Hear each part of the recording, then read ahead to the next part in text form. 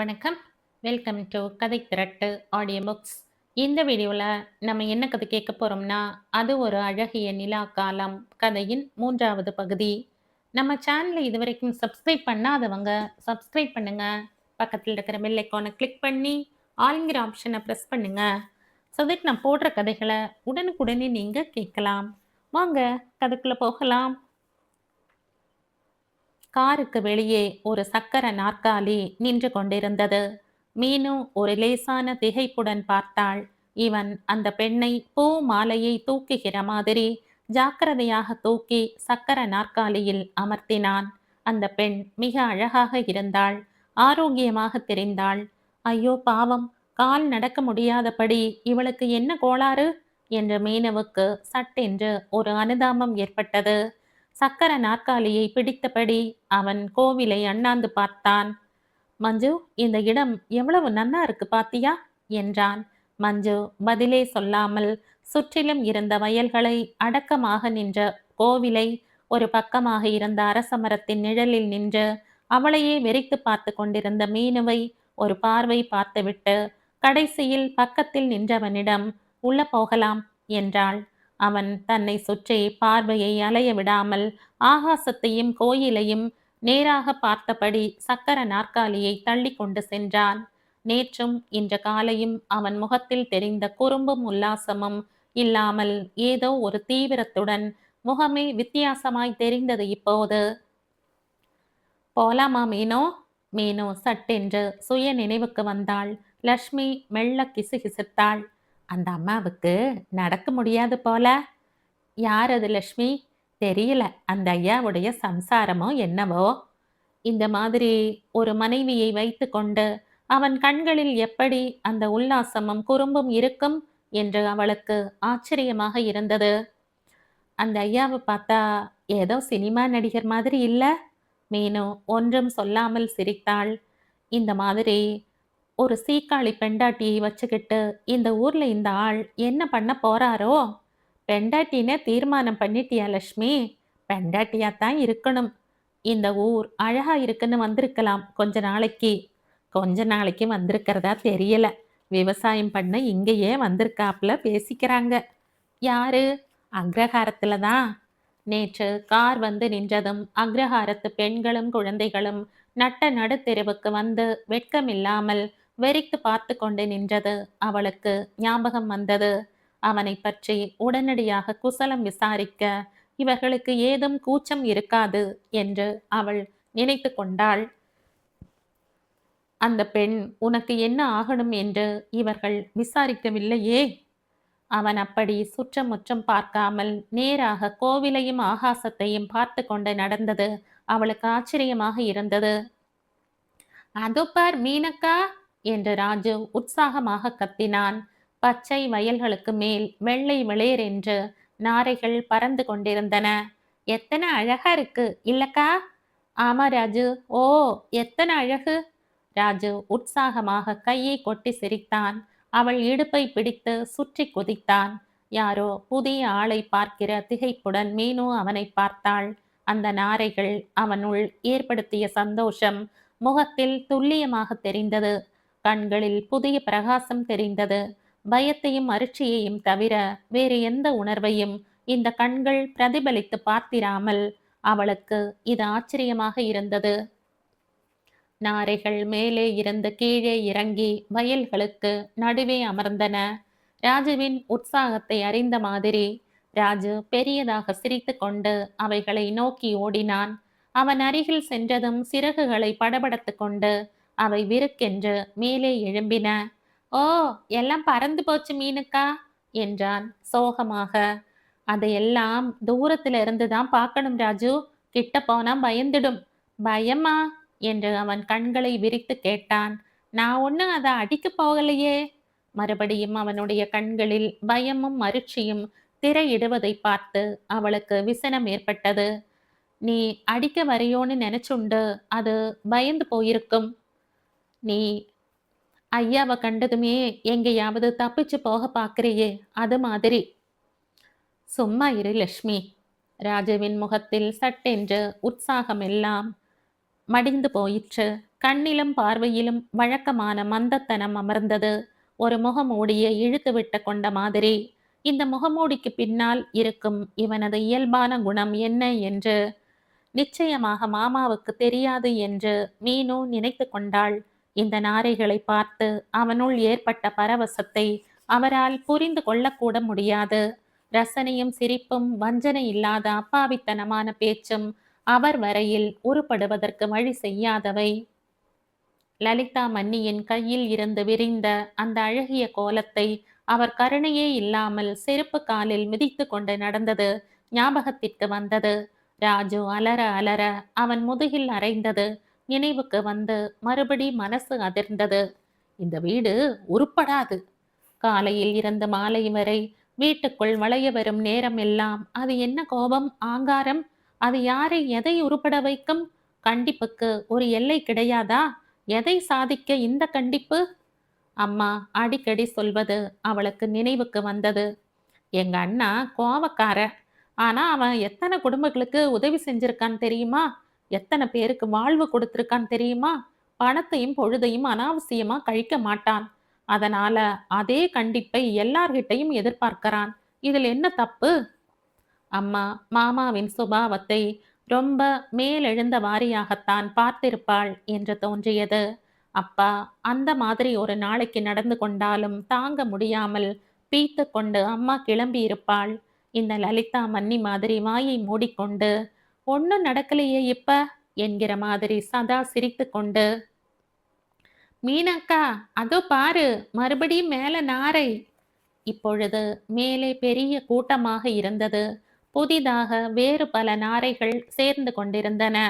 நீல நிற ஆகாச பின்னணியில் அதன் வெளுப்பு கண்ணை பறித்தது. நாமும் அதோட ஓடலாமா ராஜு? ஓ! இருவரும் கலகலவென்று சிரித்து கொண்டு வயலோர பாதையில் ஓடினார்கள். நாரைகள் அவசர அவசரமாக பறக்கையில் ராஜுவின் உற்சாகம் பிடிபடாமல் போயிற்று. பறவைகள் கண்ணுக்கு தெரியாமல் மறைந்து போன பிறகு மூச்சிறைக்க முகம் சிவக்க பெரிய புன்னகையுடன் அங்கிருந்த மண்மேட்டில் ராஜு உட்கார்ந்தான். மீனு ஒரு லேசான ஆச்சரியத்துடன் அவன் அருகில் உட்கார்ந்தாள். இவன் அதுவரை அவள் பார்த்திராத ராஜு. அவன் சட்டென்று அவளுடைய கையை எடுத்து தன் கையில் வைத்து கொண்டான். மீனு அக்கா நீ இங்கேயே இருந்துட. அவன் கண்களில் தெரிந்த ஏக்கத்தையும் பிரியத்தையும் பார்க்கையில் இந்த பிள்ளைக்காக எதுவும் செய்யலாம் என்கிற திடீர் வெறி அவளுள் ஏற்பட்டது. அவள் மென்மையாக புன்னகைத்தாள். இருந்துடலாம் தான், ஆனா எனக்கு படிப்பிருக்கே. காலேஜில் படிக்கணும். இந்த ஊர்ல காலேஜே கிடையாதே. பக்கத்து டவுன்ல இருக்கு, பஸ்ல போகலாம். ரொம்ப தூரம் இல்ல மீனுக்கா. மீனு யோசனையுடன் அவனை பார்த்தாள். இந்த பிள்ளை அன்புக்காக எத்தனை ஏங்குகிறது. காய்ந்து போன மண் நீரை உறிஞ்சுகிற மாதிரி. பார்க்கலாம் ராஜு. ராஜு தலையை குனிந்து கொண்டான். நீ இருக்க மாட்ட, எனக்கு தெரியும். என்ன தெரியும்? என்ன கோச்சுக்கிற மாதிரி அப்பா உன்னையும் கோச்சுப்பாளோன்னு உனக்கு பயம். அதெல்லாம் இல்ல. ஆஹா, எனக்கு தெரியும் உனக்கு அந்த பயம்தான். ஆனா அப்பா உன்னை கோச்சுக்க மாட்டார் மீனுக்கா. பிறகு மெல்ல சொன்னான். என்ன கண்டாதான் அப்பாவுக்கு பிடிக்காது, பிடிக்கவே பிடிக்காது. அழுத்தம் திருத்தமாக வந்த வார்த்தைகளில் பொதிந்திருந்த சோகமும் தீர்மானமும் அடிவயிற்றில் ஒரு ஜில்லிப்பை ஏற்படுத்திற்று. பெத்த குழந்தையை பிடிக்காத அப்பா அம்மாவே கிடையாது ராஜு. ராஜு தீர்மானமாக தலையை ஆட்டினான். ஆஹா, அப்பாவுக்கு நிச்சயமா என்னை கண்டா பிடிக்காது. பின்ன எதுக்கு என்ன அடிக்கிறா பார்க்கும் போதெல்லாம்? நீ இன்னும் நன்னா படிக்கணும், நன்னா வளரணும்னு ஆசைப்படுறா மாமா. ஆஹா, அப்பாவுக்கு என்ன கண்டா பிடிக்காது என்றான் அவன் விடாப்பிடியாக. சில பேருக்கு கோபம் ஜாஸ்தி ராஜு. அவ கோச்சுண்டதனால அவளுக்கு பிரியம் இல்லைன்னு அர்த்தம் இல்ல. அவன் பேசாமல் ஆகாசத்தை பார்த்தபடி உட்கார்ந்திருந்தான். அவளுடைய வியாக்கியானம் எதையும் கிரகித்து கொள்ளும் நிலையில் அவன் இல்லை என்று அவள் நினைத்து கொண்டாள். நாமெல்லாம் செத்து போனா அந்த ஆகாசத்துக்கு போயிடுவோம் இல்ல மீனுக்கா. அவள் திடுக்கிட்டு அவனை பார்த்தாள். பிறகு மெல்ல சிரித்தாள். தெரியாது, செத்து போய் எனக்கு பழக்கம் இல்ல. ஆமா, அங்கதான் போவோம். எனக்கு தெரியும். ஏன்னா சுவாமி அங்கதான் இருக்கார். மேகத்துக்கு நடுவுல வீடு கட்டிண்டா எத்தனை நன்னா இருக்கும் இல்ல மீனுக்கா. அவள் ஒரு திகைப்புடன் அவனை பார்த்தாள். இவன் மனசில் இன்னும் எத்தனை விதமான ஆசைகள் இருக்கும்? எந்த 8 வயசு பையனுக்கும் தோன்றாத ஆசைகள்? அடி அம்மா! இங்க குந்திக்கின்னு இருக்கீங்களா 2 பேரும்? என்ன இப்படி ஓடி போனீங்க? பந்தயத்துல ஓடுற மாதிரி. லக்ஷ்மி ஒரு ஆயாசத்துடன் எதிரில் நின்றாள். மீனு சிரித்தாள். ரொம்ப தேடினியா லக்ஷ்மி? ரொம்ப தேடல. கொஞ்சம் கவலையா போச்சு. என்ன கவலை? வயசு வந்த பொண்ணு அழகா வேற இருக்கே. இந்த ஊர் பொல்லாத ஊராச்சேன்னு கவலையா போச்சு. மீனு பெரிதாக சிரித்தாள். நல்ல பயந்தாங்கொள்ளி நீ லக்ஷ்மி. பயம் கொஞ்சம் இருக்கணும் மீனு. பட்டணத்து ஜனங்களை நம்பலாம். இந்த ஊர் ஜனங்களை நம்ப முடியாது. எழுந்திருங்க 2 பேரும். அப்புறம் இருட்டிடும். மீனு எழுந்திருந்தாள். ராஜுவின் கையை பிடித்தபடி இந்த ஊர் ஜனங்களை பற்றிய லக்ஷ்மியின் மட்டமான கணிப்பு அதீதமானது என்று தோன்றியது. தெரு மந்தமான மௌனத்தில் இருந்தது. திண்ணை மாடப்பிறைகளில் ஒன்றிரண்டு அகல்கள் உட்கார்ந்திருந்தன. ராஜுவின் நடையில் ஒரு துள்ளலும் உல்லாசமும் தெரிந்தது. இன்னும் ஆகாச வீடுகளின் கற்பனையில் இருப்பான் என்று தோன்றியது. அந்த வீட்டை பாரேன் என்று லக்ஷ்மி கிசுகிசுத்தாள். மீனு திரும்பினாள். அக்ரஹாரத்தின் முகப்புக்கு வந்து விட்டோம் என்று புரிந்தது. ஒரு வீட்டு திண்ணையில் எதிரும் புதிருமாக 2 பெண்கள் உட்கார்ந்திருந்தார்கள். கொஞ்ச தூரம் போனதும் மீனு கேட்டாள், என்ன விஷயம் அங்க? ரொம்ப தமாஷான வீடு அது. அந்த வீட்டு ஐயரோட சம்சாரம் 10 வருஷம் வியாதியா படுத்திருந்தாங்க. வைத்தியம் பார்க்க பணம் இல்லைன்னு இரக்கம் இல்லாம பேசாம இருப்பார் அந்த ஐயா. ஆனா குடியும் பலதும் இருக்கும். போன வருஷம் அந்த அம்மாவும் இறந்துட்டாங்க. இப்ப பிள்ளையும் அப்பா மாதிரியே ஆரம்பிச்சிருக்கார். மடா குடி. போயேன். அப்பா மறவா செஞ்சத இவ இவரு பகிரங்கமா செய்யறாரு. வாசத்திண்ணையிலேயே 2 பொம்பளை பாத்தியே. அந்த பிள்ளையோட பெண்டாட்டியும் இன்னொருத்தியும். எப்படி 2 பேரும் ஒரே திண்ணையில உட்கார்ந்திருக்கா? லக்ஷ்மி சிரித்தாள். அதான் வேடிக்கை இங்க. ஜனங்களுக்கு சொரணையே இல்லாம போச்சு. இந்த அந்த இன்னொருத்தி வந்து உங்க ஜனம் இல்ல. ஜாதி கீதின்னு பேசுறதெல்லாம் எனக்கு பிடிக்காது லக்ஷ்மி. சொல்லலைன்னா உனக்கு எப்படி விஷயம் தெரியும்? எனக்கு இந்த மாதிரி விஷயம் எல்லாம் தெரிய வேண்டாம். சரி, ஜாதியை பத்தி சொல்லல. எதுக்கு சொல்ல வந்தனா, சாப்பாட்டுக்கு பணம் இல்ல. இதுவெல்லாம் சும்மா கிடைக்குமான்னு கேட்கறேன். அவளையே போய் கேட்கறது தானே? லக்ஷ்மி சிரித்தாள். கேட்கலாம்னு தான் பார்த்தேன். அதுக்குள்ள அவங்க ஊரை விட்டு போறாங்களாமில்ல. நிலத்தை உங்க மாமாவுக்கு வித்துட்டு. மாமா இந்த ஆஸ்திகளை எல்லாம் எதற்காக சேர்க்கிறார் என்று அவளுக்கு திகைப்பேற்பட்டது. யாருக்கு சுகத்தை அளிக்க? யாரை மகிழ்விக்க? அவள் கவனம் சட்டென்று கலைந்தது. அந்த அம்பாசிடர் கார்காரன் வீட்டு முகப்பில் நின்றிருந்தான். அவளை பார்த்ததும் பளிச்சென்று சிரித்தான். அவள் அவனை தாண்டி போகையில், கோவிலிருந்து வீட்டுக்கு வர இத்தனை நேரமா என்றான். மீனு அவனை வியப்புடன் பார்த்தாள். ஓ, இவன் நம்மை கோவிலில் கவனித்திருக்கிறான். அந்த கண்களிலும் பார்வையிலும் பழையபடி ஒரு குறும்பும் உல்லாசமும் தெரிந்தன. கோவிலில் வேண்டுமென்றே அவளை கவனிக்காத மாதிரி இவன் நடித்திருக்கிறான் என்று புரிந்தது. எதற்கு இந்த வேஷம்? மனைவி அருகில் இருந்ததாலா? சட்டென்று அவனை பற்றி மனசில் ஏற்பட்டிருந்த மதிப்பு குறைந்து போயிற்று. லேசாக சீற்றம் கூட வந்தது. ஆமா, நாங்க கார்ல வரலையே, நடந்துனா வரோம் என்று கூறிவிட்டு அவள் ராஜுவின் கையை பிடித்து கொண்டு விறுவிறுவென்று வீட்டை நோக்கி நடந்தாள். நல்ல தைரியம்தான் உனக்கு என்றாள் லக்ஷ்மி மெல்லிய குரலில். மீனு பதில் பேசாமல் ராஜுவுடன் ஒரு சின்ன ஓட்டத்துடன் போய் தங்கள் வீட்டு திண்ணையில் அமர்ந்தாள். வந்துட்டேளா என்றபடி லலிதா அகல் விளக்கை ஏற்றி திண்ணையில் மாடப்பிறையில் கொண்டு வந்து வைத்தாள். விளக்கின் ஒளியில் முகம் செம்பொன்னாய் ஒரு தேஜசுடன் ஒளிர்ந்தது. மீனவுக்கு ஒரு சிலிர்ப்பையும் ஒரு விசித்திரமான உணர்வையும் ஏற்படுத்திற்று. ஒரு திருப்தியான ஆயாசத்துடன் அவளும் ராஜுவும் ஒருத்தர் மேல் ஒருத்தர் கை போட்டுக்கொண்டு காலை நீட்டியபடி திண்ணையில் உட்கார்ந்திருந்த கோலத்தைக் கண்டு லலிதா சிரித்து கொண்டு கேட்டாள், கோவிலுக்கு போனதுல களைச்சு போயிட்டேளா 2 பேரும்? இல்லையே என்றான் ராஜு. தினமும் கோவிலுக்கு போறோம்மா, போகலாமா? லலிதா அதற்கு உடன் பதில் சொல்லாமல் சிரித்தாள். மாமாவின் அனுமதி இல்லாமல் இவள் தானாக எதுவும் சொல்ல மாட்டாள் என்று மீனு நினைத்து கொண்டாள். எப்படி இருந்தது மீனு கோவில்? கோவில் சின்னதுதான், ஆனா வழி நெடுக பச்சை பசேல்னு இருக்கு. அதுக்காகவே தினமும் போகலாம் போல இருக்கு. ரொம்ப சக்தி வாய்ஞ்ச அம்மன் அது மீனும். திருவிழா காலங்கள்ல அம்மன் அலங்காரம் பண்ணிண்டு வீதியில வலம் வரச்சே எனக்கு மெய் சிலுத்து போகும். என்ன சிரிக்கிற? ஒண்ணுமில்ல என்றாள் மீனு கூச்சத்துடன். கோவில்ல அம்மனை பார்க்கும்போது எனக்கு எதுவும் தோணல. நீங்க இப்ப இந்த விளக்கை தூக்கிண்டு வந்தேளே, அப்ப உங்க முகத்தை பார்த்துதான் எனக்கு சிலிர்த்து போச்சு. லலிதா சட்டென்று ஒரு திகைப்புடன் அவளை பார்த்தாள். பிறகு தலையை குனிந்தபடி மெல்ல சொன்னாள். என்னென்னவோ நீயா என்னை பத்தி கற்பனை பண்ணிக்காத மீனோ. நான் ரொம்ப சாதாரண மனுஷி. அவள் குரல் தழுதழுத்ததோ என்று மீனவுக்கு சந்தேகமாக இருந்தது. எனக்கு அப்படி தோணல மன்னி. லலிதா நிமிர்ந்து பார்த்து சிரித்தாள். ரொம்ப தேங்க்ஸ் மீனு. எனக்கு ஒரு விஷயம் ஞாபகத்துக்கு வரது. நான் கல்யாணம் ஆகிற வரைக்கும் பம்பாயில வளர்ந்தேன். எங்க அப்பா ஒரு இங்கிலீஷ் கம்பெனியில வேலையா இருந்தார். கம்பெனி ஃப்ளாட் 26 மாடி கட்டிடம். நாங்க முதல் மாடியில இருந்தோம். வெளியில நின்னுண்டு அண்ணாந்து பார்க்கறச்சே அந்த 26வது மாடி ரொம்ப அசாதாரணமானதா தோணும். அதை பார்க்கணும்னு ரொம்ப ஆசையா இருக்கும். அப்பா ஒரு நாளைக்கு அழிச்சுண்டு போய் காண்பிச்சார். காத்து ஒண்ணுதான் மூச்சை முட்டித்தே தவிர மத்தபடி எங்க ஃப்ளாட்டுக்கும் அதுக்கும் வித்தியாசமே இல்லைன்னு புரிஞ்சது. மேல இருந்து பார்க்கும்போது கீழே இருக்கிறதெல்லாம் எப்படி தெரிஞ்சது? பொம்மை மாதிரி. மீனு சிரித்தாள். உங்களை பார்க்கும் போதெல்லாம் எனக்கு நாங்கள் எல்லாம் வெறும் பொம்மைகள்னு தோன்றது. உங்களை பார்க்க பார்க்க ஏதோ சொல்ல தெரியாம மூச்சு முட்டுறது. லலிதா வியப்புடன் சிரித்தாள்.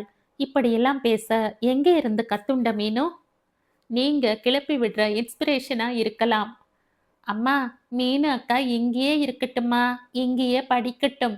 லலிதா ஒரு வினாடி ராஜுவை யோசனையுடன் பார்த்தாள். பிறகு நிதானமாக சொன்னாள். ஆமா மீனு, நீ இங்கேயே படிக்கலாமே. டவுன்ல காலேஜ் இருக்கே. காலேஜ் நன்னா இருக்குமா? சுமாரா இருக்கும்னு நினைக்கிறேன். வெறும் அறிவை வளர்த்துக்க படிப்பா, உத்தியோகம் பார்க்கவா? ரெண்டுக்கும் தான். ஒவ்வொருத்தருக்கும் வாழ்க்கை எப்படி அமையும்னு யாருக்கும் தெரியாது மன்னி. நம்ம கால்லயே நாம நிக்கணும்னு அவசியம் ஏற்பட்டதானா அதுக்கு தயாரா இருக்கணும். அதுக்கு படிப்பு அவசியம். லலிதா மறுபடியும் அவளை வியப்புடன் பார்த்தாள். உன் வயசுக்கு உனக்கு யோசனை அதிகம்தான். நீ எந்த இடத்துல படிச்சாலும் முன்னுக்கு வந்துடுவ. கவலை இல்ல, இங்கேயே சேர்ந்துடு. ராஜவும் ஆசைப்படுறான். பார்க்கலாம். உன் ரிசல்ட் எப்ப வரது? இன்னும் 2 நாள்ல வந்துடும்னு நினைக்கிறேன். திண்ணையில உட்கார்ந்துட்டு என்ன அரட்ட? சிம்ம கர்ஜனையாய் வந்தது குரல். அவர்கள் மூவரும் அரண்டு போய் நிமிர்ந்து கூட பார்க்காமல் திண்ணையை விட்டிறங்கி உள்ளே சென்றார்கள். எண்ணெய் வைக்கிற விலையில 5:30 மணிக்கே வாசல்ல விளக்கேற்றி வச்ச அறது. விளக்கு ஏத்தி வச்சுண்டு திண்ணையில பெண்கள் உட்கார்ந்துண்டா என்ன அர்த்தம்ங்கிறேன்? வீடு உருப்படுமா? மீனு காதை பொத்தி கொண்டாள். நட்ட நடுக்கூடத்தில் மாமா நின்று கொண்டு கத்தி கொண்டிருந்தார். லலிதா சமையல் அறைக்குள் நுழைந்து விட்டாள். ராஜு உள்ளறைக்கு சென்று புத்தக பையை பிரித்து வைத்து கொண்டான். மீனு தன்னை அறியாமல் அவன் அருகில் போய் உட்கார்ந்து கொண்டாள். படவா, விளக்கேத்தி வச்சதும் பாடங்களை படிக்கணும்னு எத்தனை தடவை சொல்லியிருக்க? பெண்டுகளோட அரட்டை அடிக்கிறியா நீ? புத்தகங்களை பிரிக்க ஆரம்பித்திருந்த ராஜுவின் கைகள் நடுங்க ஆரம்பித்திருப்பதை அவள் கவனித்தாள்.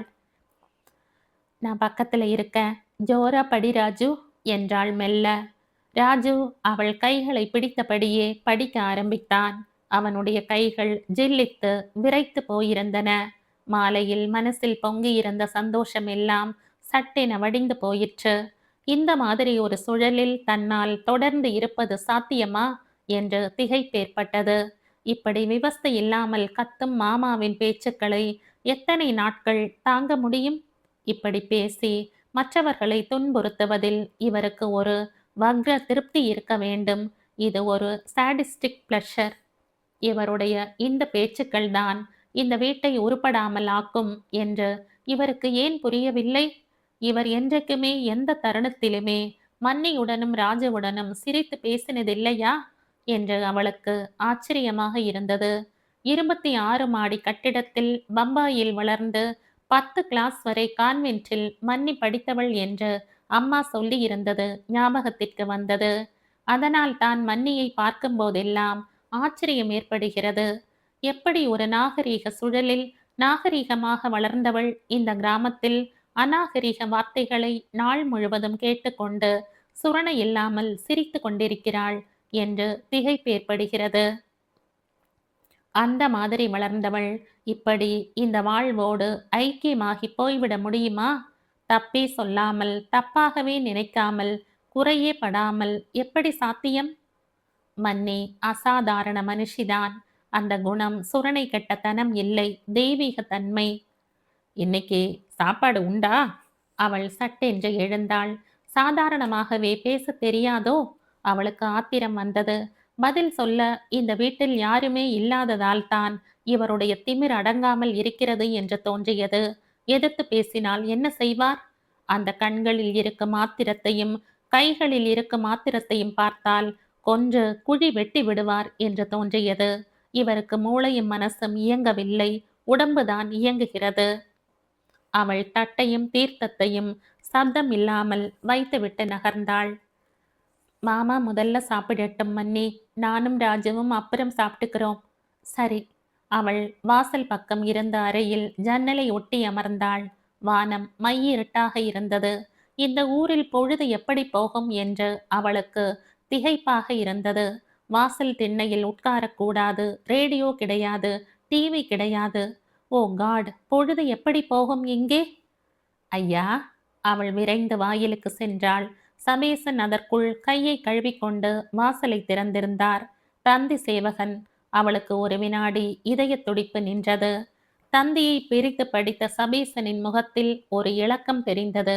மிக லேசான புன்னகை விரைந்து பிரசன்னத்தில் முகமே வித்தியாசமாக தெரிந்தது.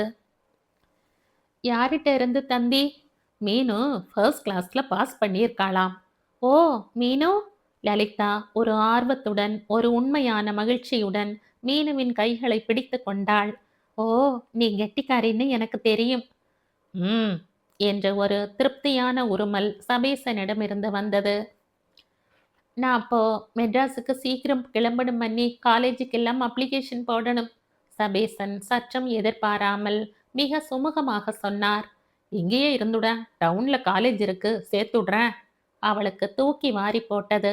இந்த சகஜ நிலை இன்னும் எத்தனை வினாடிகளுக்கு இருக்கும் என்று ஒரு அனாவசிய சந்தேகம் எழுந்தது. காலேஜ் நன்னா இருக்குமா மாமா இங்க? பேஷா இருக்கும். நீ என்ன கலெக்டர் உத்தியோகம் பார்க்க போறியா? கல்யாணம் ஆற வரைக்கும் பொழுது போகத்தானே? மீனோ வாயை மூடிக்கொண்டாள். மன்னியிடம் சொன்னதை இவரிடம் சொன்னால் இவர் நிச்சயம் புரிந்து கொள்ள மாட்டார். அம்மா என்ன சொல்வாளோ? பாலாவா? அவ என்ன சொல்றதுக்கு இருக்கு? திடீரென்று சபேசனின் குரலில் ஒரு சீற்றம் தெரிந்தது. இஷ்டம் இருந்தாரு, இல்லைன்னா மெட்ராஸ்க்கு போ, நான் உபச்சாரம் பண்ணல. மறுநாள் மாலை ராஜுவின் கையை பிடித்து கொண்டு கோயிலுக்கு போகையில் மனசு லேசான குழப்பத்தில் இருந்தது. கங்க்ராச்சுலேஷன்ஸ். அவள் நிமிர்ந்தாள். அவன் நின்றிருந்தான். வரிசை பற்கள் தெரிய புன்னகைத்தபடி. இந்த ஊரில் எந்த விஷயமும் ரகசியமாக இருக்க முடியாது என்று நினைத்தபடி அவள் நிற்கையில், டவுன் காலேஜ் நன்னா இருக்கும், நான் கேரண்டி தரேன் என்றான் அவன். தேங்க்ஸ் என்றவள் திகைப்புடன் அவனை பார்த்தாள். இன்னும் என்ன தெரியும் இவனுக்கு? ஏன்னா நான் அங்க பாட்டனி லெக்சரர். அந்த சிரிப்பும் பார்வையும் அவளை என்னவோ செய்தது. முகம் லேசாக சிவந்தது. ஓ, நான் நினைக்கவே இல்லை. போலாம் வாக்கா என்று ராஜு சிணுங்கினான். அவள் சட்டென்று கிளம்பினாள். அவளுடன் ஒட்டிக்கொண்டு நடந்த ராஜு ஏக்கத்துடன் அவளை பார்த்தான். இங்கேயே இருந்துடு மீனுக்கா. நிர்மலமாக தெரிந்த ஆகாசத்தை பார்த்து அவள் யோசிக்காமல் சொன்னாள். இருந்துடலாம்னு தான் பார்க்குற ராஜு. தூமணி மாடத்து சுற்றும் விளக்கெரிய கோலம் போட்டு கொண்டிருந்த லலிதாவின் கையும் பார்வையும் ஒரு வினாடி அசைவற்று நின்றன. வாசல் பக்கத்து அறையிலிருந்து மீனு பாடுவது சன்னமாக கேட்டது. எத்தனை அழகாக பாடுகிறாள் என்ற ஆச்சரியம் ஏற்பட்டது. முரட்டு சுபாவம் கொண்ட பாலாவுக்கு எப்படி இப்படி ஒரு பெண் பிறந்தாள்? அழகும் அசாத்திய புத்தி கூர்மையும் 16 வயசுக்கு 25 வயசு மன முதிர்ச்சியுமாய் எப்படி வளர்ந்தாள்? ஆனால் இவளும் பேசாமல் அடங்கி போகக்கூடியவள் இல்லை என்று நினைக்கையில் லலிதாவின் அதரங்களில் புன்னகை அரும்பிற்று. சில விஷயங்களை அவளுடைய அறிவுக்கு எட்டிய வரையில் நியாய தர்மங்கள் என்று மிக தீர்மானமாக நினைக்கிறாள். அதர்மம் அநியாயம் என்று அவள் நினைப்பதை அவள் தாங்க மாட்டாள். எத்தனை வேகமும் துடிப்பும் இருக்கிறது அவளுடைய பேச்சில். எப்படி மன்னி பொறுத்தின்றிருக்கேள்? இந்த ஒரு மாசமாக தினமும் அவள் கேட்கும் கேள்வி இது. அவளுக்கு பெரிதாக சிரிக்க வேண்டும் போல் இருந்தது. இதுக்கு பொறுமைன்னு பேர் இல்ல மீனு. இந்த கோபம், இந்த ஆங்காரம், அந்த வார்த்தைகள் எதுக்குமே அர்த்தம் இல்ல. இதெல்லாம் வெளிப்பூச்சுக்கள், ஆத்மாவில ஒட்டாத தூசுகள். இத புரிஞ்சுண்டா எதுவும் நம்மை பாதிக்காது. நினைவு தெரிஞ்ச நாள்ல இருந்து கீதையை சொல்லிண்டு வரவள் நான் மீனு. அதோட பலன் கொஞ்சமாவது இருக்கணும். உங்களை எதுவும் பாதிக்கலையா? ஆத்திரமும் துக்கமும் ஏற்படலையா? ஆஹா. உங்கள அப்படியே ஒரு உலுக்கு உலுக்கி, அந்த சுரணை இல்லாத மனசுக்கு ஒரு ஷாக் தெரப்பி ஏதேனும் கொடுத்து. லலிதா புன்னகைத்தபடி கோலமா கிண்ணத்தை எடுத்துக்கொண்டு எழுந்தாள். மற்ற வீடுகளில் எல்லாம் வாசல் தெளிக்க ஒவ்வொருவராக வந்து கொண்டிருந்தார்கள். காரும் ஆள்கட்டுமாக புதிதாக வந்திருந்த ஹரிஹரன் வீட்டு சமையல்காரி பிளாஸ்டிக் வாளியுடன் ஸ்டைலாக வாசலை பெருக்கிக் கொண்டிருந்தாள். வாத்தியார் பாலுவின் வீட்டு வாசல் இன்னும் காய்ந்திருந்தது. வேலைக்காரி தனக்கிஷ்டமான நேரத்தில் வந்து வெயில் உச்சிக்கேறும் சமயத்தில் எல்லோர் வீட்டிலும் பெண்கள் வேலை முடிந்து சோம்பலுடன் வாசற்படியில் தலை சாய்க்கிற சமயத்தில் சட சடவென்று தண்ணீர் தெளிப்பாள். வீட்டை கவனித்துக் கொள்ள எஜமானி இல்லாவிட்டால் வீடு எப்படி நாறிப்போகிறது? கிருஷ்ணனுக்கு 2 நாளிலேயே உடம்பு குணமாகி திண்ணையில் வந்து உட்கார்ந்து தெருவில் இறங்கி விளையாட ஆரம்பித்து விட்டான். அதற்குள் ருக்மிணி 2 முறை ஆள் அனுப்பி விசாரித்தாள். சாத்துக்குடி கொடுத்து அனுப்பினாள்.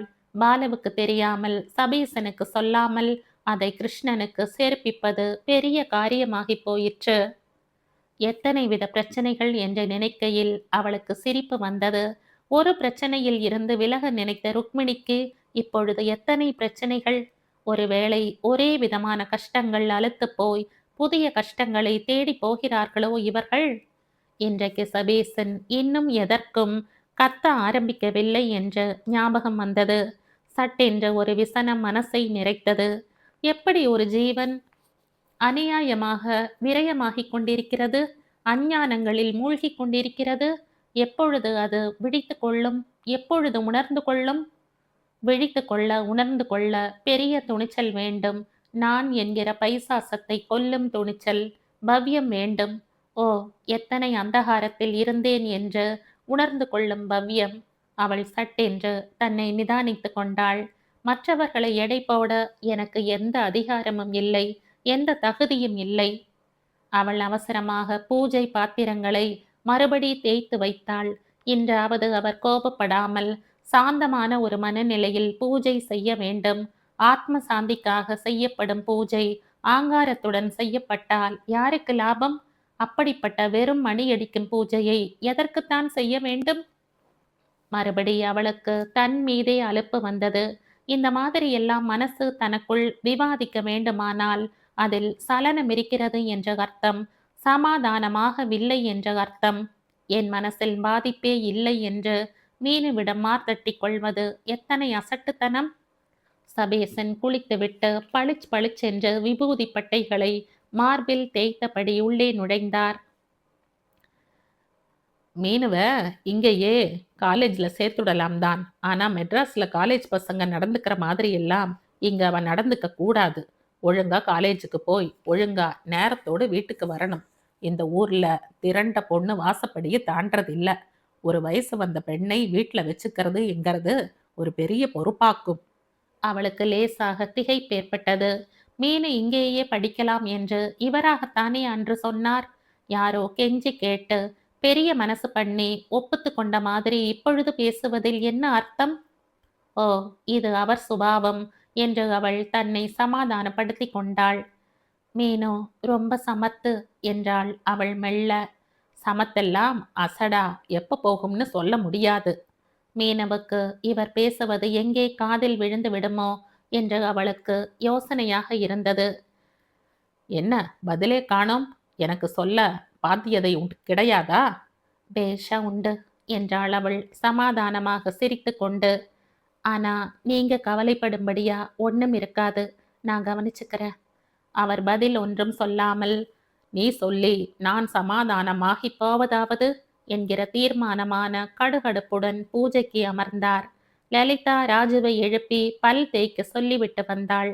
மீனு வாசல் அறையில் ஏதோ யோசனை செய்தபடி ஜன்னல் வழியே வெட்ட வெளியை வெறித்து பார்த்தபடி இருந்தாள். சபேசன் பேசியதை இவள் கேட்டிருப்பாள் என்று தோன்றியது. மீனு, ஏன் பாட்டை நிறுத்திட்ட? ரொம்ப நன்னா பாடுற நீ. மீனு நிதானமாக அவள் பக்கம் திரும்பி மெல்ல புன்னகைத்தாள். நான் இங்கேயே இருந்தா உங்க பிரச்சனைகள் ஜாஸ்தி ஆயிடுமோ மன்னி? லலிதா அவள் அருகில் வந்து அவள் தோளில் கையை வைத்தாள். ஆஹா, குறையும். ராஜுவுக்காகவாவது நீ தங்கினாயானா எனக்கு உதவியா இருக்கும் மீனு. மீனு தலையை குனிந்து கொண்டாள். எனக்கு தெரியல மன்னி. லலிதா கூச்சத்துடன் சிரித்தாள். நான் ரொம்ப சுயநலக்காரியா போயிட்ட மீனு. நீ இங்க இருந்தியானா எனக்கும் ராஜாவுக்கும் ஏற்பட போற சந்தோஷத்தை பத்தி மட்டும் நான் நினைச்சுக்கிறேன். உனக்கு இங்க இருக்கிறது அசௌகரியமா இருக்கலாம்னு நினைச்சு பார்க்கல. மீனு தயங்கினாள். இங்க இருக்கிறது எனக்கு ஒன்றும் அசௌகரியம் இல்ல. காலேஜ் நன்னா இருக்குமா? அங்க நல்ல லைப்ரரி இருக்குமான்னு சந்தேகம். அப்புறம் மாமாவுடைய சுபாவத்தை பத்தி நினைக்க கொஞ்சம் பயம். காலேஜ்ல நல்ல லைப்ரரி இருக்குன்னு நான் கேள்விப்பட்டிருக்கேன். அதை உபயோகிக்கிறவா தான் யாரும் இல்லைன்னு கேள்வி. உன்னுடைய இரண்டாவது கவலைக்கு ஜாஸ்தி உரம் போடக்கூடாது. முக்கியத்துவம் கொடுக்கக்கூடாது. எப்படி? தாமரை இலை மேல தண்ணி எப்படி ஒட்டாம இருக்கு பாத்தியோ? அது மாதிரி இருக்க பழகிக்கணும். மீனு சிரித்தாள். 17 வயசுலையா? 17 ஆயிடுத்தா உனக்கு? ஆகாம என்ன? 2 மாசம் போனா 17. லலிதா புன்னகைத்தாள். அப்ப நிச்சயமா இருக்கலாம். இத்தனை யோசனை திறன் இருக்கிறவள் நிச்சயம் இதையும் அப்பியசிக்கலாம். அதுக்கு ஒரு சுரணை கெட்டத்தனம் வேணும் மன்னி. லலிதா சிரித்தாள். என்னை சுரணை கெட்டவள்னு வச்சிட்டியா? பல் தேய்ச்ச பிள்ளைக்கு பாலை கொடுக்காம என்ன பேச்சும் சிரிப்பும் கால வேளையில? லலிதா மீனுவை பார்த்து அர்த்தத்தோடு புன்னகைத்துவிட்டு சமையல் அறைக்குள் விரைந்தாள்.